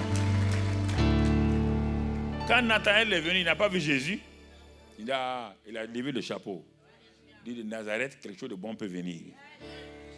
Si vous avez confiance en Dieu, la Bible dit, il dit, si vous cherchez le royaume de Dieu, ces choses vous seront données par-dessus tout. Il dit ensuite, quand les disciples partirent, ils ont prêché la parole de Dieu, Dieu les accompagnait. Tous les accompagnaient. L'argent autant qu'il faut. Vous savez, quand je suis avec Dieu, quand Dieu m'a dit de construire le bâtiment de 3000 places en 3 mois, j'ai réuni tous les techniciens, tous les architectes, ils sont venus, ils ont fait le plan, ils m'ont dit, voilà, patati patata. Il dit très bien. Dieu m'a dit que lui, il est le premier architecte. Quand lui, il a fait le monde là, il a eu besoin de qui? Il m'a dit, est-ce que c'est toi qui m'as donné des briques? Il dit non. Tu m'as donné du ciment? Il dit non. Tu m'as donné du béton? Il dit non. Tu as vu des ouvriers avec moi sur le chantier? Il dit non. Il dit alors, moi j'ai fait le monde en 6 jours. Je t'ai dit à toi de faire ce bâtiment en 3 mois. Ça fait 90 jours. Moi j'ai fait 6 jours. Et je suis en toi. C'est que le monde entier, je l'ai fait en 6 jours. Ce n'est pas un bâtiment de 3000 plaques que je ne peux pas faire en 3 mois. Il dit, mais j'ai dit, Seigneur, il n'y a pas d'argent. Il dit, mais va lire dans AG. L'or et l'argent appartiennent à qui? Quand quelqu'un veut construire une maison, Est-ce que c'est le maçon qui paye, l'entreprise qui paye l'argent? Qui paye? Le propriétaire paye l'argent? Oui ou non? Tu as déjà appelé une entreprise, venir faire une maison et puis ils vont payer l'argent? Non, c'est toi qui donnes l'argent. Il dit, si moi j'essaie de construire une église, c'est moi qui donne l'argent. Je suis descendu, là, je suis descendu là, quand il n'y avait personne dans l'église, premier bâtiment, j'ai présenté la facture à Dieu. Voilà ce que l'architecte dit. Dieu dit ça, ce n'est rien. Vous comptez en milliards. Il dit, moi, j'ai déjà. Il dit, va lire avec la vie de Salomon. Vous parlez de loi économique. Il dit, tu es économiste? Il dit, oui. Il dit, bon, quelle est la principale loi pour qu'un bien soit économique? C'est sa rareté. Il dit, vous êtes faux, menteur. La rareté ne fait pas. Ça, c'est votre économie du monde. Il dit, mais quand Salomon est venu là, il a rendu l'or et l'argent quoi? Comme des quoi? Tu as lu ça? Va lire. Il a rendu l'or et l'argent à Jérusalem comme quoi? Des cailloux. Il est un seul homme. Il a rendu l'or et l'argent. Il a tellement... donc, il n'y avait plus de loi économique en Israël au temps de Salomon. Il a mis toutes les lois économiques à terre. Il dit, c'est parce que vous vivez selon la loi de l'Égypte que vous avez des problèmes, vous avez des crises. Quand David était là, il n'y avait pas de crise. Quand il a donné la succession à Salomon, il n'y a pas de crise. C'est quand ils ont voulu mélanger leurs pensées qu'ils ont eu des crises. Quand j'ai dit à Abraham d'aller, il est parti sans crise. Mais quand il est descendu en Égypte, il est sorti avec une crise. Agar. Et c'est ça qui vous crée des problèmes aujourd'hui. Oui, c'est ça. Il dit, mais quand j'ai envoyé Joseph, dis-moi quel est le diplôme de Joseph. Un enfant de 17 ans, il a quitté sa ville, maltraité par ses frères, rejeté, mis dans un puits. Tu l'as vu murmurer? Il dit non. Quand il est arrivé chez Potiphar, il avait quel diplôme? Master de quelle gestion? Master de gestion quoi? Master D de quoi? Un esclave qu'on a acheté au marché des esclaves rentre chez Potiphar. En un mois, on le nomme comme gérant. 2 mois plus tard, employé. 3 mois plus tard, il mangeait avec Potiphar. Il était PDG des affaires Potiphar et fils.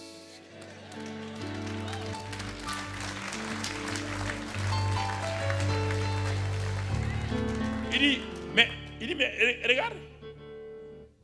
Potiphar ne contrôlait plus rien. Il a tout laissé entre les mains de qui? Potiphar avait ses enfants. Est-ce que Potiphar mangeait avec ses enfants? Non. On dit qu'il mangeait avec qui? Il mangeait avec l'esclave. Est-ce que les gens voyaient lui esclave encore? Pourquoi tu as des complexes d'infériorité? C'est parce que tu ne sais pas qui tu es. Mais écoute-moi. Quand on l'a mis en prison, dès que le gestionnaire, le régisseur de la prison a vu Joseph, il a découvert en lui, est-ce qu'il a déjà vu Joseph? Jamais. La première fois qu'on dit de mettre ce monsieur-là en prison, parce qu'il a fait du mal au bras droit de Pharaon, Potiphar, au lieu que le chef de la prison le mette dans la prison la plus sale, dans la cellule la plus sale, il a dit non, cet homme-là a quelque chose. Il est parti le mettre où? Dans la cellule des ministres de Pharaon. Donc ça veut dire que en le mettant dans les cellules des ministres de Pharaon, ça veut dire qu'il a vu que Joseph est déjà quoi? Ministre.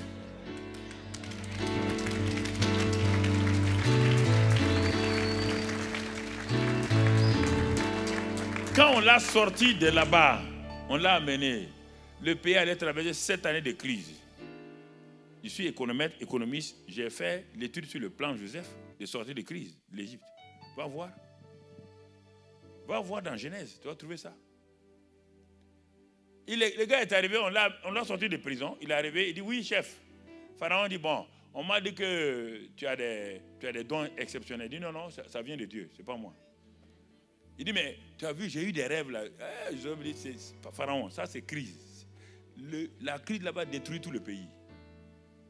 Tu as vu quoi? Des vaches maigres, rien qui se mangent entre elles. Ça veut dire que l'économie va manger, tellement manger, il n'y aura même pas de déflation, ni inflation, ni quoi ou quoi. Il n'y aura plus rien. Tous ces faux mots là, il n'y aura plus rien.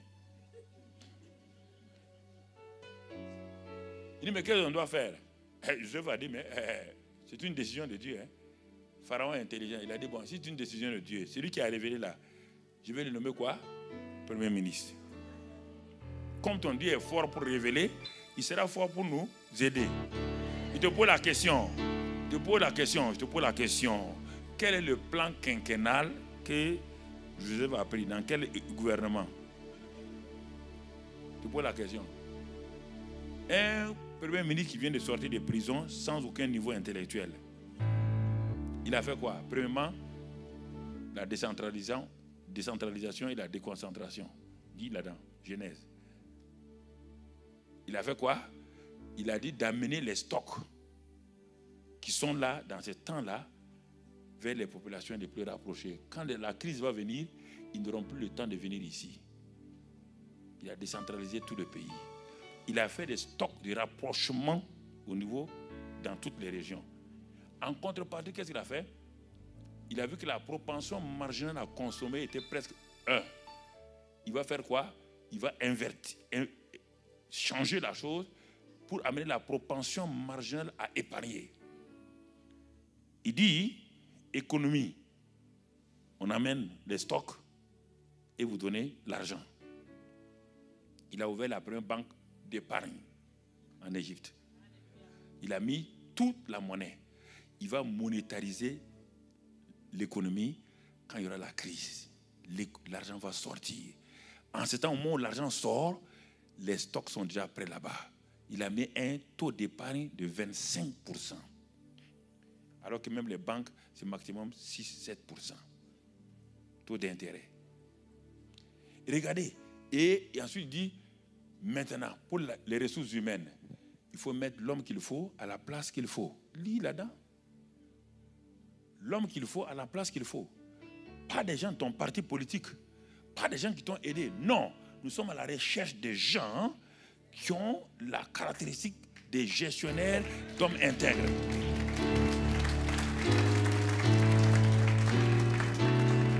Il avait quel âge? Il n'avait que 30 ans. Il a quitté chez lui à 17 ans. 13 ans de souffrance. Il arrive au pouvoir à 30 ans comme Jésus. Comme David. 30 ans. Alors je te pose la question. David est un petit berger. Comment il a pu faire le pays le plus puissant, établi sur des bases démocratiques, avec des ministres d'État, avec tout. Comment il a fait? C'est ça que je vais vous dire là. Quand vous commencez à méditer, ce que vous cherchez là, vous n'avez pas besoin.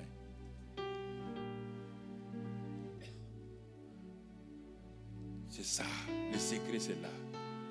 On n'a pas le temps, on va s'arrêter là. Parce que quand vous lisez plus tard, comment Abraham a agi, vous allez voir, vous trouvez ça dans Romains 4, comment Abraham a agi. Abraham qui ne connaissait pas ces lois-là, quand il a grandi maintenant, il va connaître quelque chose. Romains 4, Dieu lui dit, il dit, Abraham crut Dieu. Quel Dieu? Le Dieu qui donne la vie aux morts et le Dieu qui appelle à l'existence ce qui n'existe pas. Donc, il a vu les deux éléments caractéristiques de Dieu. Dieu donne la vie aux... Donc, tout ce qui est mort dans ma vie, Dieu donne la vie. Oui ou non? Dieu dit, Abraham, on peut être amis maintenant. Tu sais qui je suis. Ouais, là, vous êtes trop braqués sur la prière et le jeûne. Là, vous faites de la prière, du jeûne, idolâtrie. C'est ça votre problème. Toutes les religions jeûnent. Je suis allé en Inde. Je sais, moi-même, ancien musulman, on jeûnait. Moi-même, quand j'étais à l'école primaire, je jeûnais. Tu crois que le jeûne, c'est le jeûne, là? Ou bien, quand un hindou jeûne, il fait quoi? Il est en train de faire quoi? Non, mais ça veut dire quoi, jeûner? C'est s'abstenir de quoi? De la nourriture et de l'eau, oui ou non? Alors, quand le musulman jeûne, il est en train de s'abstenir de quoi? Quand l'hindou jeûne, il s'abstient de quoi? Vous croyez que votre jeune chrétien, est-ce qu'il y a un jeune chrétien? Tu as entendu ça? Il y a un jeune chrétien? Les juifs jeûnaient, non? Ou bien avant les chrétiens, les juifs ne jeûnaient pas? Pourquoi vous avez pris le jeûne, la prière, à les mettre en idolâtrie? Vous ne voyez plus Jésus. On dit, fixez vos yeux sur le chef et le consommateur de la foi. Vous fixez vos yeux sur le jeûne de la prière. Ouais, attends, je te parle à toi. Il ne faut pas dire, Papa Karambé a dit, pasteur, on ne va plus jeûner, hein? Je ne t'ai pas dit ça.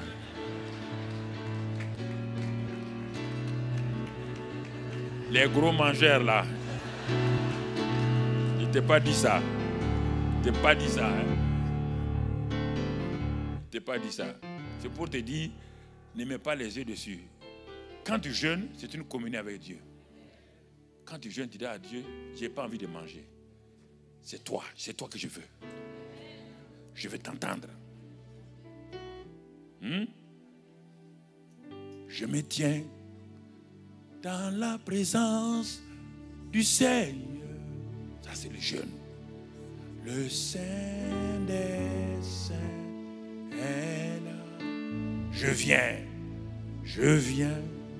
et je me prosterne dans ta sainte présence. Et tu commences. Tu n'as plus envie de manger. Tu n'as pas besoin de nourriture. Mais un jeûne que rare de chrétiens font, le jeûne du sommeil. Tu as déjà fait le jeûne du sommeil? C'est plus difficile. Fais ça un peu.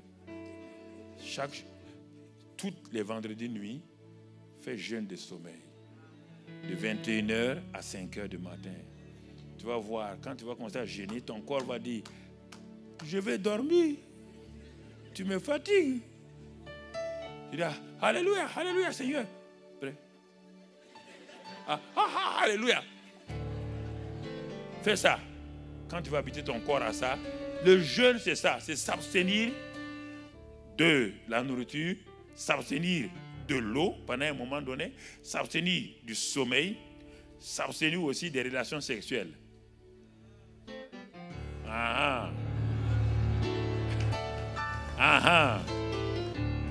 Et quand c'est ça là, tu vois, les hommes là sont silencieux.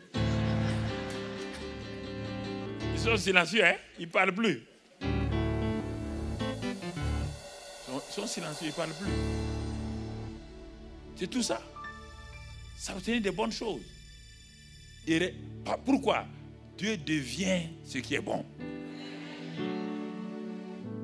Alors, quand tu es là-bas, Dieu dit, ah bon, il dit, mon fils, donc, tu ne vas pas manger aujourd'hui des quiches, comme mon ami. Tu veux manger des quiches aujourd'hui? Non, je ne mange pas de quiches. Tu veux quoi alors? Il dit, non, c'est toi que je veux. J'ai faim et soif de toi.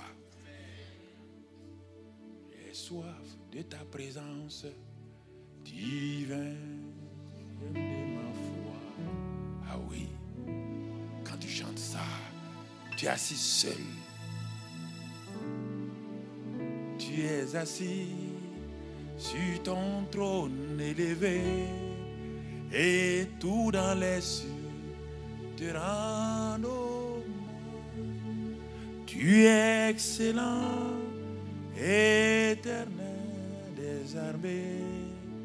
Ô Saint, Saint, Saint est ton puissant. Entre tes mains, j'abandonne tout ce que j'appelle mien. Ne permets à personne, Seigneur, d'en reprendre. Vous voyez, tu restes là dans l'adoration. Les heures commencent à passer. Ton corps qui te tourmentait commence à se soumettre. Et premier jour, tu passes. Si tu fais le jour, comme on a l'habitude de faire au Burkina, le jeûne d'Esther, régulièrement. Premier jour, tout ton corps crie. Deuxième jour, le corps commence à se soumettre. Troisième jour, la voix du Saint-Esprit vient. La voix du Saint-Esprit vient. Et le Seigneur dit, je suis au milieu de vous. Je suis au milieu de vous.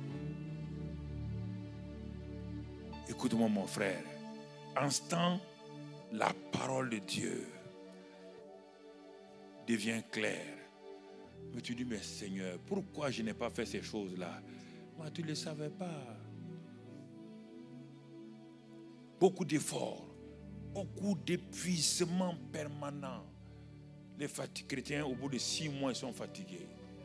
Ils disent, mais ça ne marche pas. Qu'est-ce qui ne marche pas? Si ça ne marchait pas, je vais faire 44 ans là-dedans. 44 ans là-dedans. Et si ça ne marchait pas, je vais quitter. Je suis allé voir le président de la République. Je dis, Monsieur le Président, je vous remercie. Je quitte tous mes postes. Je démissionne. Tout le monde m'a traité de fou au pays.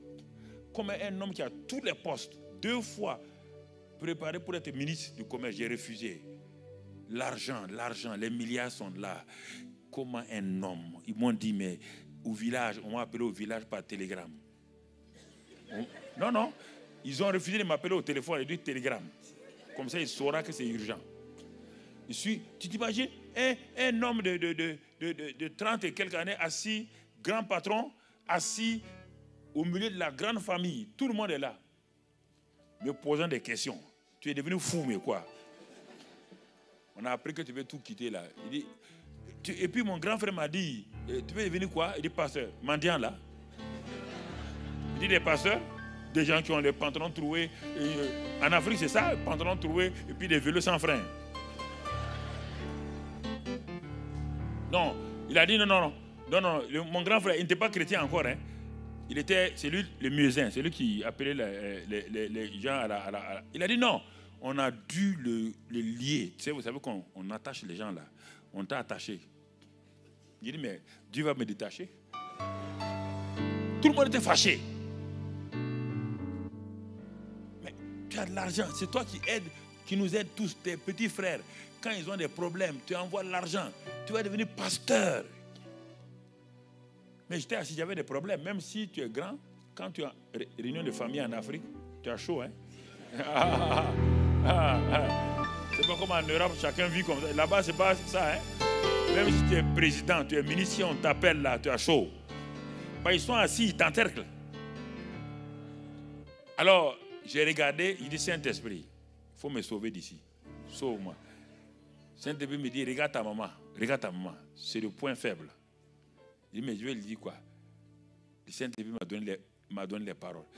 Et je lui ai dit, maman, et quand les ministres du président, notre président à l'époque, c'était Blaise Compaoré, quand les ministres du président viennent ici, au village là, ils viennent comment? Ils disent, oh, mais ils viennent avec de grosses voitures, ils ont des bonnes maisons, ils ont des bons salaires, ils ont tout, ils sont bien. Il dit, ah, tu es sûr? Il dit, mais oui. Quand ils viennent, on les voit. J'ai dit, mais maintenant, maman, ensemble, tout le monde écoute, hein?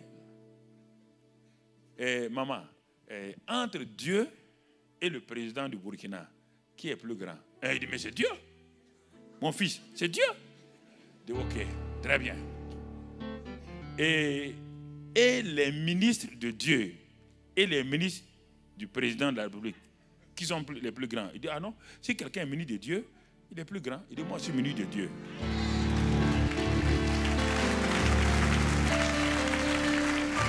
Et vous savez, ma mère a élevé la voix. Laissez mon fils. Il est ministre de Dieu. On ne va pas souffrir. C'est à cause de ça qu'elle s'est convertie. Quand elle a vu, plus j'étais pasteur, plus j'amenais à mes frères l'argent frais. Il dit, mais donc ton affaire, c'est mieux qu'avant. Hein? Il dit, mais oui. J'ai monté de grade, oui ou non? Je suis monté. Donc, vous voyez, frère, je vais vous amener à savoir que ne poursuivez pas les choses. Laissez les choses vous poursuivre. Laissez-les vous poursuivre. Ils vont vous chercher pour tout. Lève ta main. Dis avec moi, Seigneur. Merci d'être ici, à ICC Bruxelles, ce matin.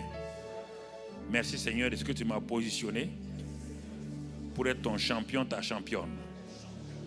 Et par la parole de Dieu, je vois maintenant le chemin pour atteindre ma destinée. Ce que tu as prévu pour moi. Seigneur, j'ai ma partition à jouer. C'est de méditer ta parole n'est pas l'éloigner de mes lèvres, ni de mes yeux, ni de mes oreilles, mais la pratiquer. Et en remplissant mon cœur de ces paroles-là, et la foi va se manifester. Et par la foi maintenant, je réussis. Comme Josué a réussi, comme David a réussi, comme Joseph a réussi, comme tous ceux de la Bible ont réussi. Mon succès est certain. Mon succès est réel. Mon succès est en route. Je n'échouerai pas. Je ne faillirai pas. Je ne resterai pas dans la misère, ni dans la pauvreté. Je refuse. Mon foyer ne restera pas dans la défaite. À partir de maintenant, je me positionne pour recevoir ta grâce et ton amour. Merci Seigneur. Sois béni et sois loué. Au nom de Christ Jésus. Merci pour tous tes bienfaits. Merci pour ta grâce. Au nom de Christ Jésus. Tiens-toi debout et dis avec moi: le Seigneur est mon banquier. Il est mon divin médecin. Il est mon avocat. Il est ma vie. À cause de cela, je ne ferai pas faillite. Je ne perdrai pas mon procès. Je ne perdrai pas ma famille. Je ne mourrai pas prématurément. Je n'échouerai pas aussi. Ce Seigneur me fait reposer dans ses trésors qui sont les verts pâturages de bonne santé, de succès et de victoire. Seigneur, tu me diriges et tu me donnes accès à tes caisses d'argent et d'or. Tu me fais ta faveur auprès de tout tribunal, de tout jury, de tout médecin, de tout patron, de toute entreprise, de toute belle famille. Seigneur, tu restaures ma situation familiale, financière, ma santé, mon travail professionnel. Seigneur, tu me conduis dans les sentiers de la justice, de la vie abondante, de la prospérité, du succès, à cause du nom de Jésus. Seigneur, quand je marche dans la vallée de l'homme de la pauvreté, de la maladie, de la faillite, Seigneur, du divorce, je ne crains aucun mal, car tu es avec moi. Ton autorité et ton amour me rassurent. Seigneur, tu prépares devant moi une table en face de mes adversaires, une table de plénitude, et ma coupe déborde. Je suis rempli de joie et de paix. Seigneur, à partir d'aujourd'hui, oui, le bonheur et la grâce m'accompagnent chaque jour de ma vie. Je suis dans ta présence.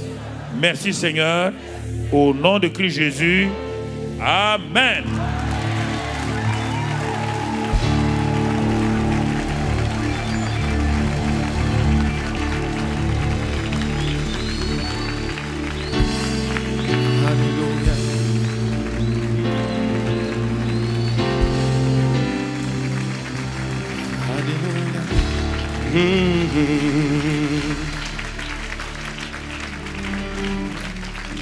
Je n'ai point d'or.